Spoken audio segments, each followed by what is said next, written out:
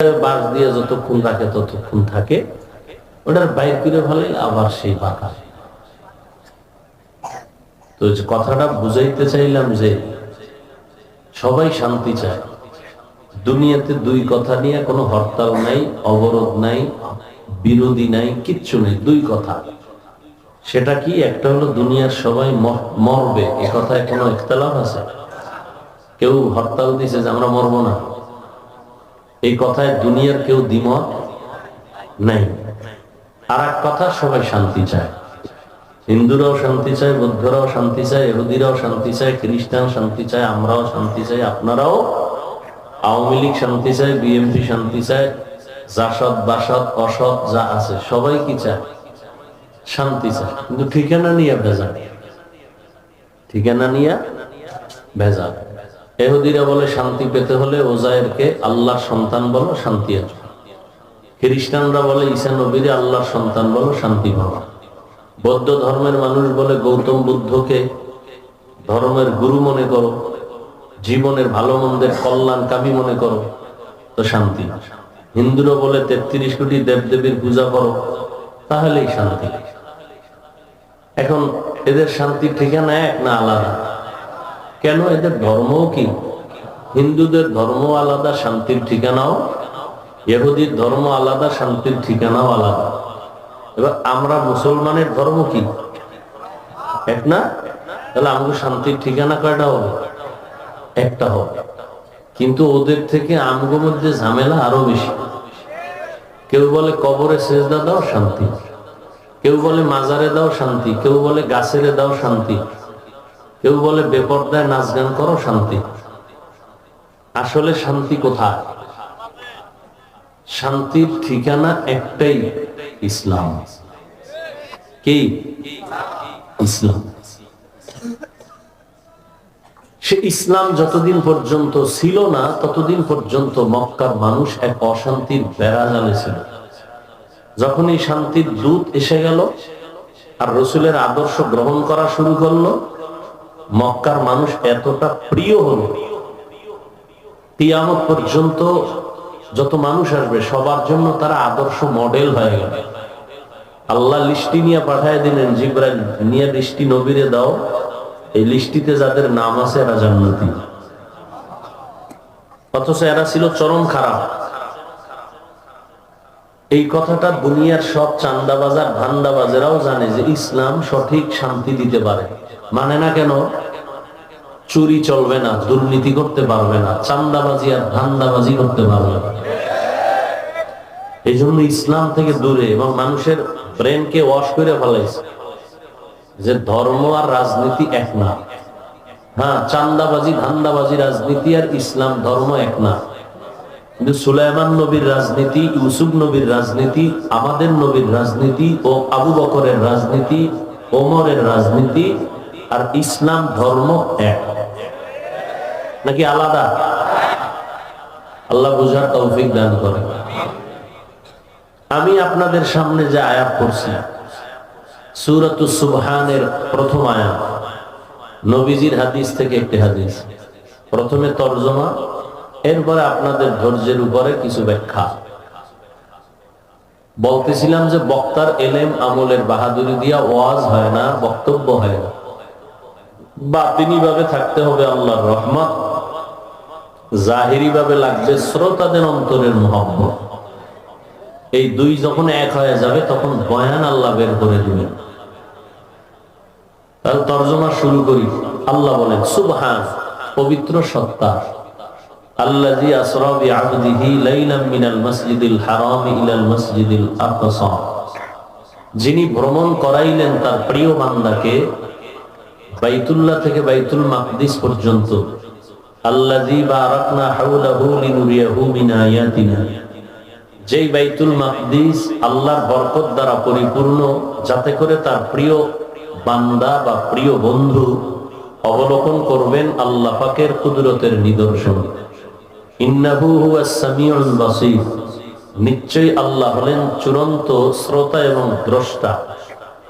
হাদিস পড়েছি, রাসূল বলেন, কুল্লু উম্মতি ইয়াদখুলুনাল জান্নাতা ইল্লা মান আবা, সব উম্মতেরা জান্নাতে যাবে, যারা আমি মুহাম্মদকে অস্বীকার করে মানে না তারা জান্নাতে যাবে না।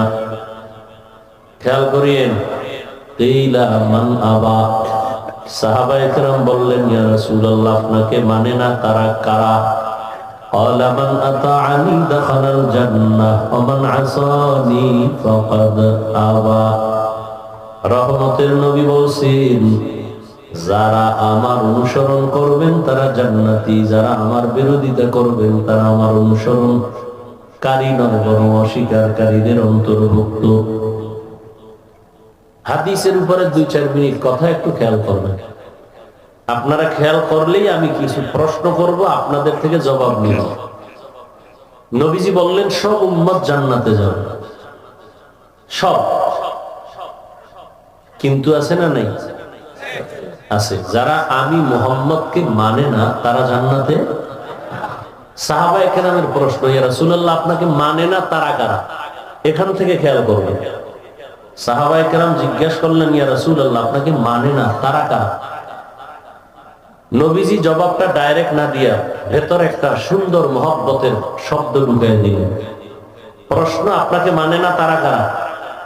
নবী জবাবটা পরে দিলেন, আগে মহব্বতের আওয়াজ দিলেন, মান আতাআনি দাখালাল জান্নাহ, যে আমার অনুসরণ করবে সে জান্নাতে যাবে।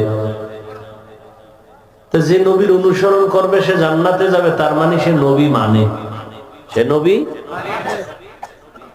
তাহলে যে নবীর অনুসরণ করবে সে কোথায় যাবে? বিপরীত কথাটা কি দাঁড়ায় আমাকে বলেন। যে নবীর অনুসরণ করে না সে জান্নাত পাবে না। খেয়াল করছেন তো? নবী এ কথা বলেন। আবারও খেয়াল করেন, যারা নবীর অনুসরণ করবে তারা জান্নাতে যাবে। বিপরীত কথা দাঁড়ায় যারা অনুসরণ করবে না তারা জান্নাত পাবে না। নবী এ কথা বলেন নাই যে যারা অনুসরণ করবে না তারা জাহান্নামে যাবে, নবী এ কথা বলেন নাই। নবী কি বলছেন? যারা বিরোধিতা করবে তারা আমাকে অস্বীকার করার কারণে জাহান্নামে যাবে। এখান থেকে আমরা কি বুঝি? নবীর আদর্শ মতো যারা চলে না এরা দুই দল। কয় দল? এক দল দরদি আর এক দল বিরোধী। এই শব্দটাকে আবার বলি, এক দল আগ্রহী আর এক দল বিদ্রোহী। যেমন আমি ডান দিক থেকে একটা যুবকরে জিজ্ঞাসা করলাম, এই যুবক তুমি নবীর আদর্শে দাঁড়িয়ে রাখো না কেন, নামাজ পড়ো না কেন? যুবক বলে, ভাই নামাজ পড়াও দরকার, দাঁড়িয়ে রাখাও দরকার, চেষ্টা করি, পারি না, দোয়া করেন, ইনশাআল্লাহ চেষ্টা করব। কি বুঝলেন? সে কি বিরোধী না দরদি? খেয়াল করছেন তো? আচ্ছা, এদিক থেকে একজনকে জিজ্ঞাসা করলাম কথার কথা, এই যুবক তুমি নবীর আদর্শে দাঁড়িয়ে রাখো না কেন, নামাজ পড়ো না কেন? আমার কথাটা শেষ না হতেই চুম্বুকের মতো জবাব দিল, না রাখলে অসুবিধা কি, না পড়লে অসুবিধা কি? কি বুঝলেন? দরদি না বিরোধী? আগ্রহী না বিদ্রোহী? রসুলের আদর্শের ক্ষেত্রে বিদ্রোহীর আর এক নাম বেঈমান। বিদ্রোহীর আর এক নাম খুব খেয়াল করেন। কি বুঝলেন? যে দাড়ি রাখে না তাকে গালি দেওয়া যাবে না। আগে বুঝতে হবে সে দরদি না বিরোধী। দরদি হলে মুমিন, বিরোধী হলে বেঈমান। দাড়ি না রাখলেও যদি দরদি হয় মুমিন, দাড়ি না রেখে যদি বান্দা বিরোধী হয় বেঈমান, তাহলে একজনে নামাজ পড়ে না তারে গালি দেওয়া যাবে না, কারণ আগে বুঝতে হবে সে দরদি না বিরোধী। যদি বলে হুজুর নামাজের দরকার, পারি না, দোয়া করবেন, মুমিন। আর যদি বলে নামাজ না পড়লে অসুবিধা কি, কথা ছাড়া বেঈমান। আরো খোলামেলা বলে, যে নামাজ পড়ে না তাকে গালি দেওয়া যাবে না, যে নামাজ পছন্দ করে না তাকে ছাড় দেয়া যাবে না। একজনে নামাজ পড়ে না আর একজনে পছন্দ করে না, দুইজন সমান? যে নামাজ পড়ে না তাকে গালি দেওয়া যাবে না, সে মুমিন। যে নামাজ পছন্দ করে না তাকে ছাড় দেয়া যাবে না, সে বেঈমান। একজনে কোরআনের আইনের রাজনীতি করে না, তাকে গালি দেয়া যাবে না।